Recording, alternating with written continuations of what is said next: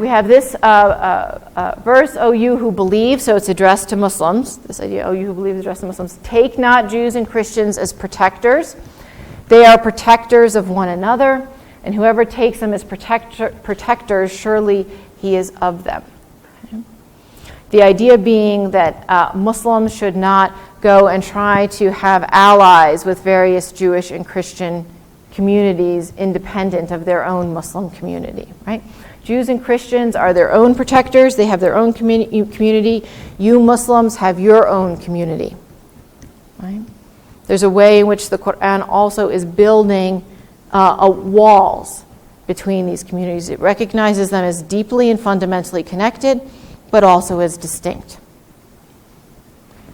Can you, because actually I'm familiar with this particular verse here, and my translation is different. Can you tell me what translation this is, or what's the leading translation for Quran? My translation says, don't take Jews and Christians as friends, because if you take them as friends, Allah will consider you one of them. Right. Which is very different than this. So if you can just give me what's the source for this particular translation, or just even leading sources for translations. Okay. The word here that is translated as protectors, okay, this is from part of this project that I'm doing. The word here that's translated as protectors is in Arabic awliya. And awliya can mean friends, but it means a lot of other things as well. And the Quranic commentators say that this verse was revealed in relation to a particular incident, not a particular incident, but a set of incidents that were going on in the early Muslim community. So in the early Muslim community, when Muslims are living in Medina, they are under threat of attack, and Professor Blankenship will tell you more about the history of the community tomorrow. They are under attack from Meccans and other people as well.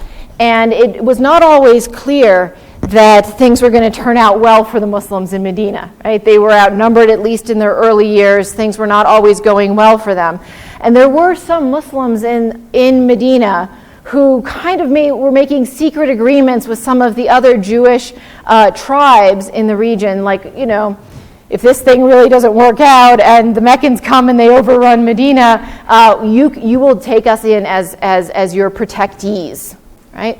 This is what was done in Arabia. In Arabia, if there was, if you were sort of left alone, either you were exiled by your tribe or something like that, you could go and try to get adopted into another tribe who would then take you and protect you.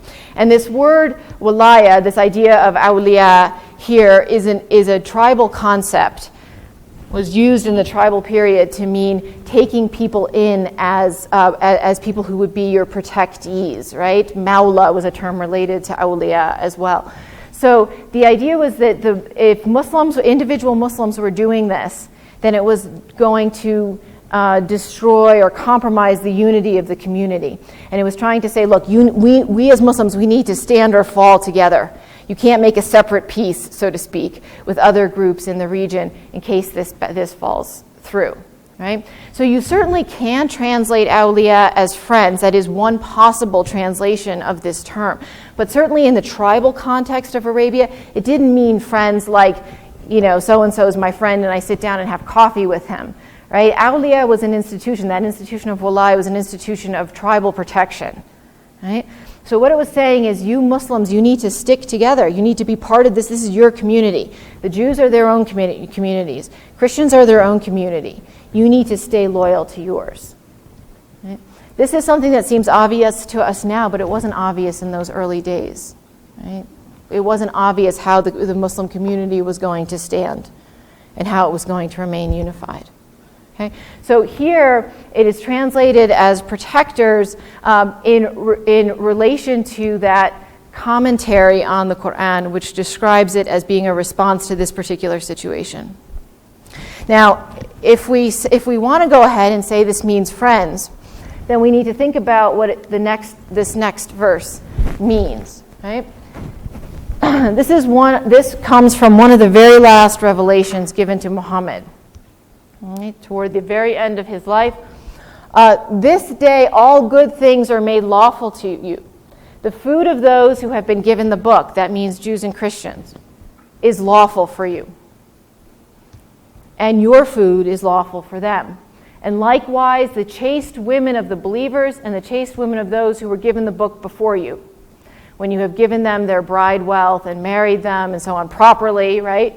And then it goes on, whoever rejects his belief and so on. So what this verse says is that Muslims can marry Jewish and Christian women, and they can eat food slaughtered by Jews and Christians.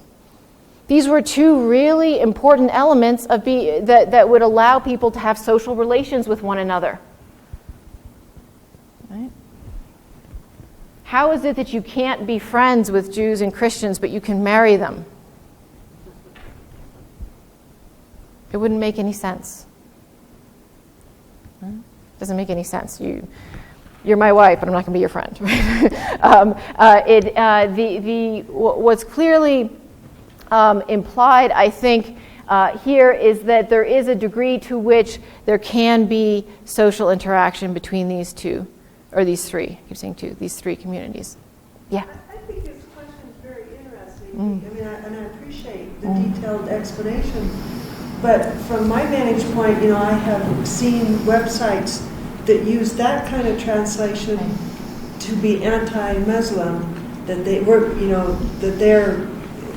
that Muslims are obligated not to take us as friends, and I think that's a dilemma for us in choosing translations that more accurately reflect the context, like you're explaining to us. Right.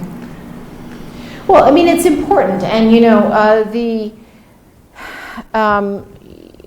Arabic is a very rich language, and many of the words of the Quran are quite multivalent, right? They have many, many different possible meanings.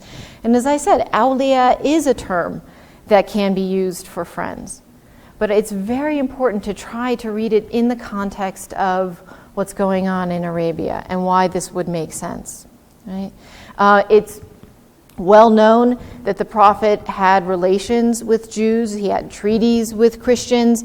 It wasn't a situation where it's always all-out enmity, right? That's simply not the case. Why would it say that the closest people in affection to Muslims are Christians if you can't be friends with them? One of the dangerous things, very dangerous things, with regard to the Quran is precisely taking particular verses out of context. If you don't read a verse within that wider context, if you say, Muslims can never be friends with Jews and Christians, but they can marry them, and the Christians are closest in affection to them, and so on, it doesn't make sense, right? Proof texting is always dangerous, but I think it's particularly dangerous with in the case of the Quran. Yes?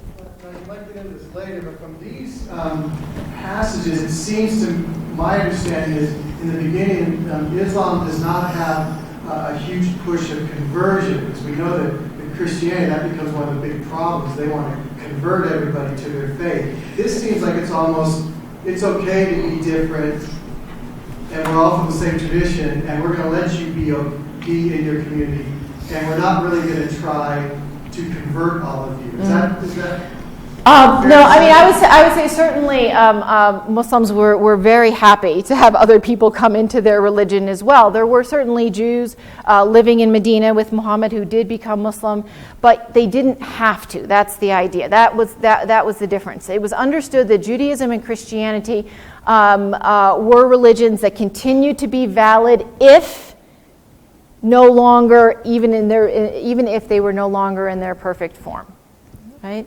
So certainly Muslims did want people to become Muslims, but the Quran and other places suggest that there are differences, different religious communities, right? It's not a central tenet of their faith, as it is in Christianity. We need to prophesize about our faith. We need to convert people. This is the only way. It doesn't seem to be that it's a central part of their belief system at this point. Even at this point, inviting people to Islam is a very good thing to do, and it is done throughout Arabia, right? But the difference was that Jews and Christians were the understanding was it would be better if they were Muslims, right? But they are allowed to continue being Jews and Christians. They have some possibility of salvation. They have a text revealed by God. They have a set of moral beliefs that for some of them guide them in the right way, right? If they follow them sincerely and so on. So certainly Muslims did try to bring people into their faith. There's no doubt about that. And this is at a point where they're already doing this. But it's saying, again, even within that context, it's all right for Judaism and Christianity to remain.